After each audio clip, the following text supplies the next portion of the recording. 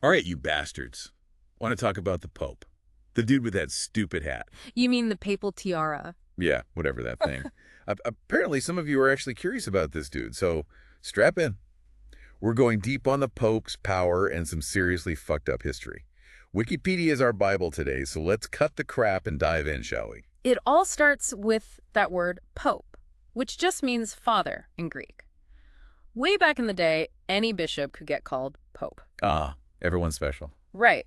Then, around the 5th century, Pope Leo I comes along and decides that only the Bishop of Rome gets to be the pope. Sounds like some power grab bullshit to me. It kind of was, but the early church was a mess. It took a while to figure out who was in charge. So how'd this whole Pope thing even start? Did Jesus, point at some random dude and say, "You're the Pope, motherfucker"? Well, Catholics believe Jesus chose St. Peter as the first pope. The big cheese, you know. Appointed by Jesus himself, huh? Yeah. That's a hell of a resume. But it wasn't all sunshine and roses. The early church was kind of chaotic. For centuries, it was a free-for-all. Like a bunch of toddlers fighting over a toy. Basically, all these bishops scrapping for power and influence while the Roman Empire was crumbling around them. Talk about a shit show. No wonder those early popes were such a mess. Right. But here's where things get interesting. In the 8th century, this Frankish king, Pepin the Short, decides to give the Pope a shit ton of land. Wait, so the Pope went from spiritual leader to frickin' landlord? You got it. Yeah. This land became the Papal States. It made the Pope a major player in the Game of Thrones. No more Mr. Nice Pope. They had land, power, but was this whole Pope gig even legit? Well, there's this thing called the Donation of Constantine. Supposedly, Emperor Constantine gave the entire Western Roman Empire to the Pope. You're shitting me. That sounds like some made-up bullshit. It was totally fabricated. They used this phony document to justify their power grab. Classic. So they were playing dirty from the get-go. They sure were. But let's talk about how these popes actually wielded their power. They weren't just sitting around praying all day, they crowned the Holy Roman Emperors, which led to some serious power struggles. So basically, if you wanted to be the big dick in Europe, you had to kiss the Pope's ass. Pretty much.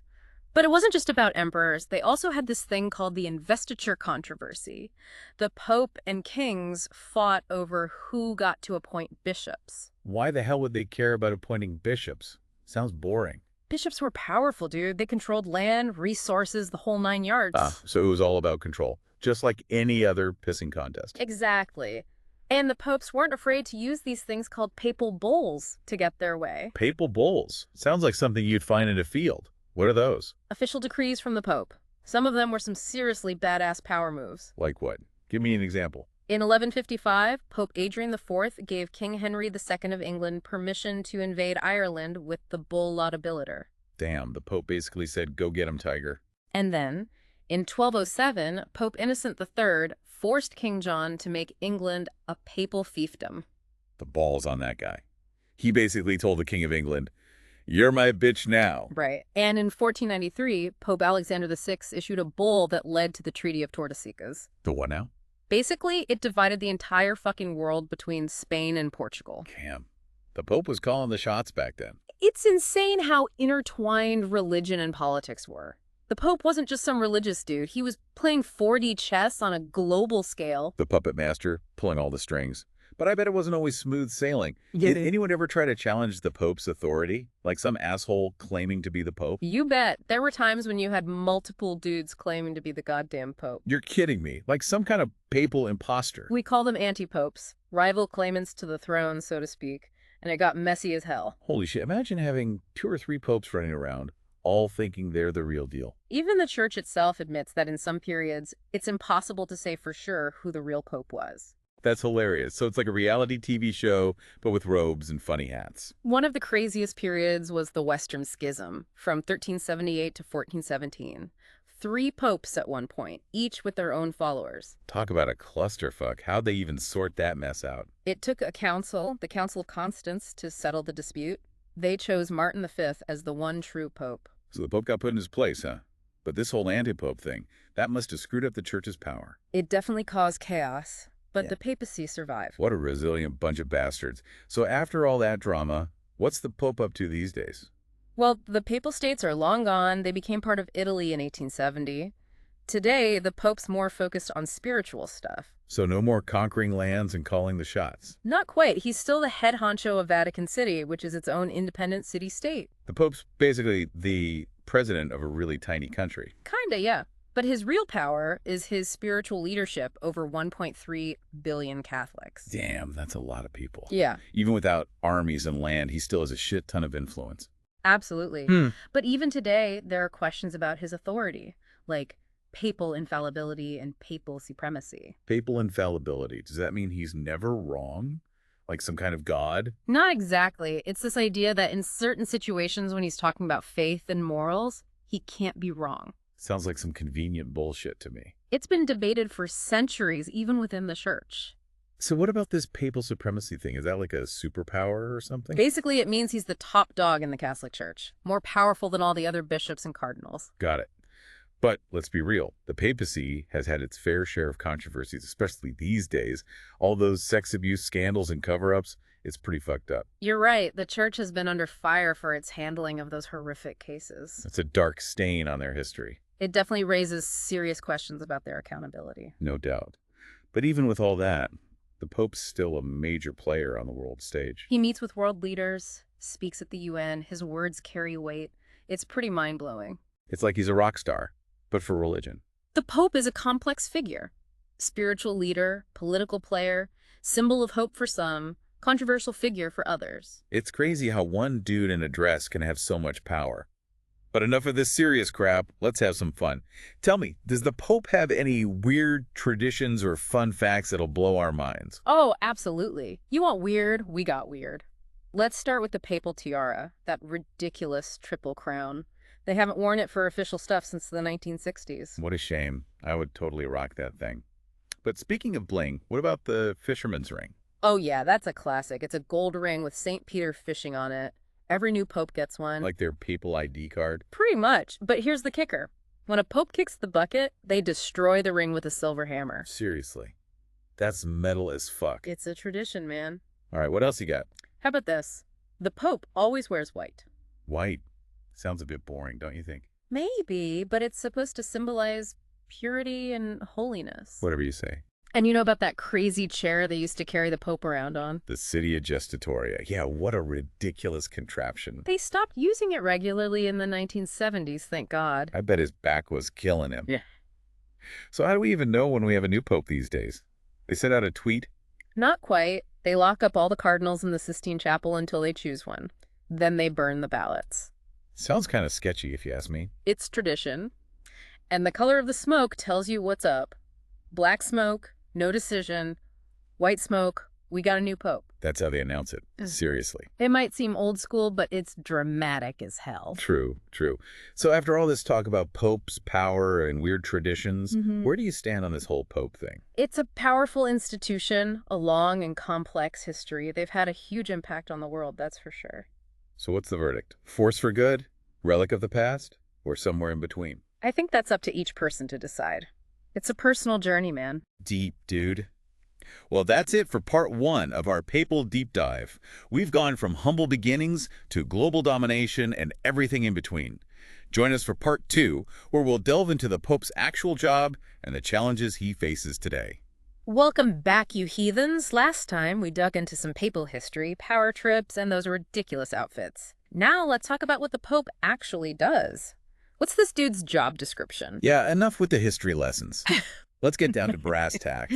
What does the Pope actually do all day? Is it all just praying and blessing babies? Hell no. The Pope's the spiritual leader for over 1 billion Catholics. That's a massive responsibility, and it ain't easy. Okay, break it down for me. What's on the Pope's to-do list? One of his biggest jobs is appointing bishops. Remember that whole investiture controversy? Vaguely. Something about kings and bishops. Yeah, the Pope won that fight. He still gets to choose who gets to be a bishop. Makes sense. You gotta have the right people in those positions if you want to keep the whole Catholic machine running. What else? The Pope also guides the Church's teachings, issues statements, writes these long-ass documents called encyclicals, the whole 9 yards. So it's like the CEO of Catholic doctrine, Yeah. making sure everyone's on the same page. Exactly. And he's got to navigate all these complex theological debates, keep the church relevant in today's fucked up world. Not an easy gig, I bet. And then there's the whole ecumenical dialogue thing, reaching out to other Christian denominations, other religions, trying to play nice. Wait, the Pope is trying to make friends with other religions. Yeah. I thought Catholics were all about being the one true church. Things have changed since the Crusades, man. Interfaith dialogue is a big deal these days. Huh, who knew? And let's not forget the Pope's role as a global advocate. He speaks out against war, champions the poor, fights for social justice. So he's like a religious rock star fighting the power. Kinda. He has a massive platform to influence world affairs, and he uses it to advocate for some good shit. Peace, human rights, environmental protection. I'm starting to see that this Pope gig is more than just robes and rituals. It's a pretty influential position. No doubt. But even with all this spiritual and moral authority, the Pope has to deal with some real-world problems. Yeah, like what? What kind of shit keeps the Pope up at night? Well, for starters, fewer people are identifying as Catholic, especially in the West. It's a trend all over the developed world. People are becoming less religious. Yeah, religion seems to be losing its grip these days. So what's the Pope doing about it? He's trying to modernize the church, reaching out to young people, embracing social media, trying to stay relevant. Smart move. Got to get with the times. But I bet that pisses off some of the old school Catholics. The ones who want things to stay the same. Oh, absolutely. Change is never easy, especially in an institution as old as the Catholic Church. He's walking a tightrope. Tradition versus progress. I get it. And then you've got all the external challenges. Secularism, religious extremism, political polarization. It's a crazy world out there. Damn, the Pope's got his work cut out for him. He's made some bold moves, shaking things up at the Vatican. Like what?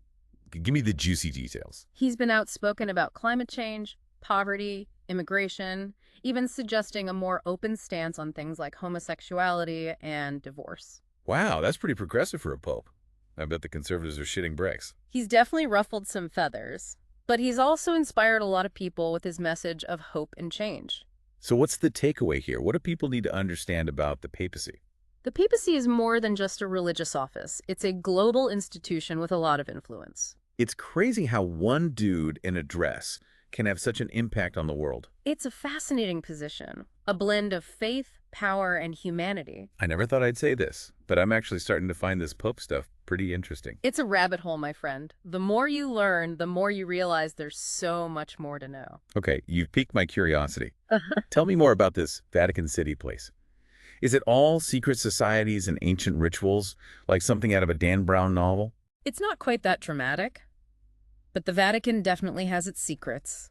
Ooh, spill the tea. What are we talking about here? For starters, there's the Vatican Secret Archives.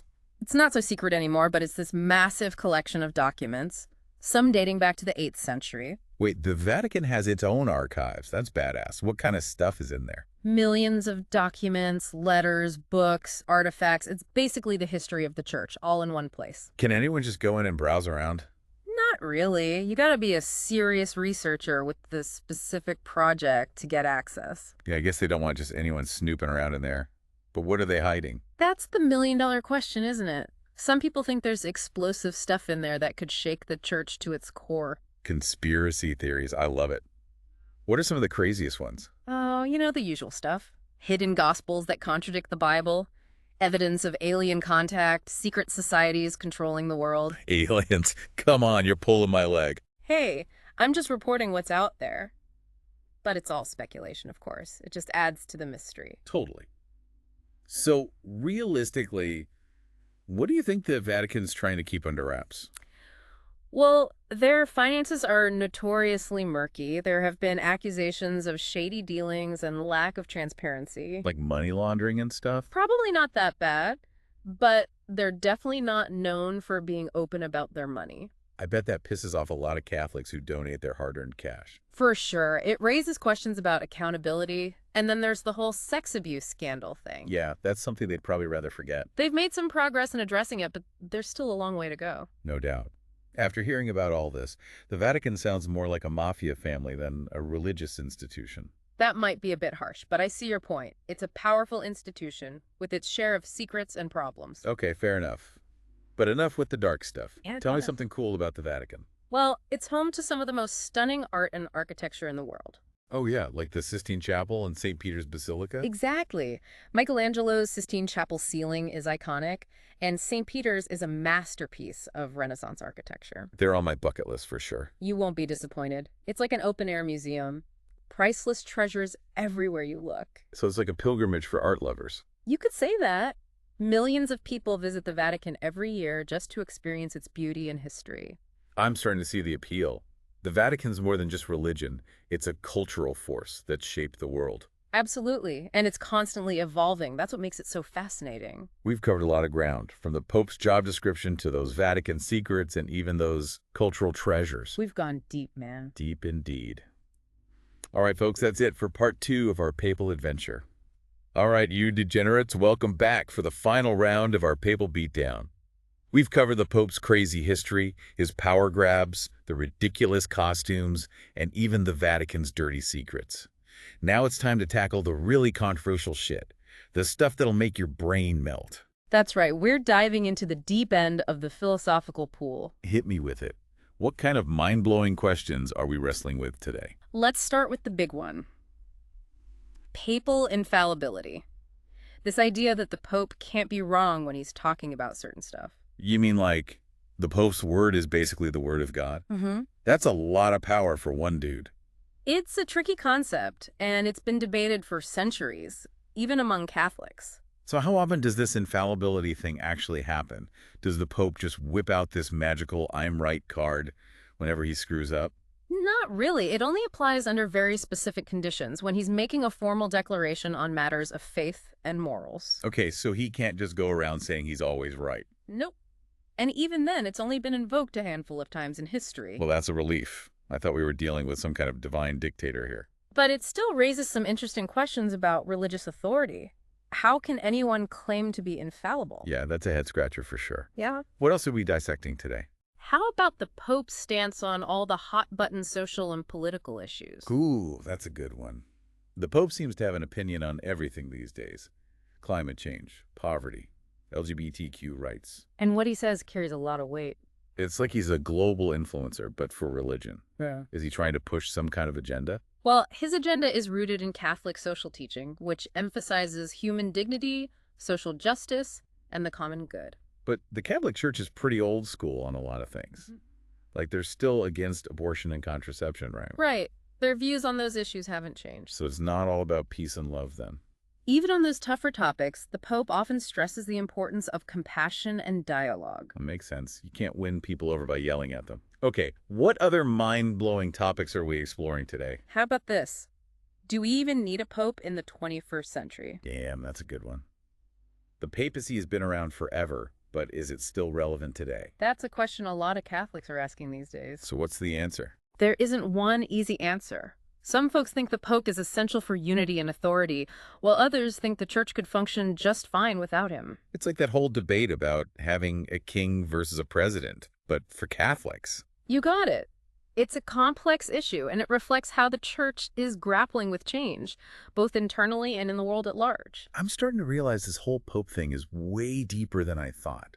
It's not just about religious rules. It's about big ideas that affect all of us. Exactly, and that's why the papacy continues to fascinate people, whether they're Catholic or not. Well said. All right, folks, that's the end of our deep dive into the world of the Pope. We've explored his crazy history, his power struggles, the Vatican secrets, and some of the biggest philosophical questions facing humanity. Hope we've given you plenty to think about, maybe even challenged some of your assumptions. We've had some laughs along the way, too, which is always a bonus. Damn right. So here's a final thought for you to chew on.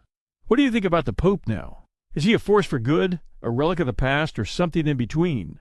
There are no easy answers, but hopefully this deep dive is giving you a new perspective on this powerful and often perplexing figure. Until next time, keep questioning everything, and don't be afraid to get a little bit weird.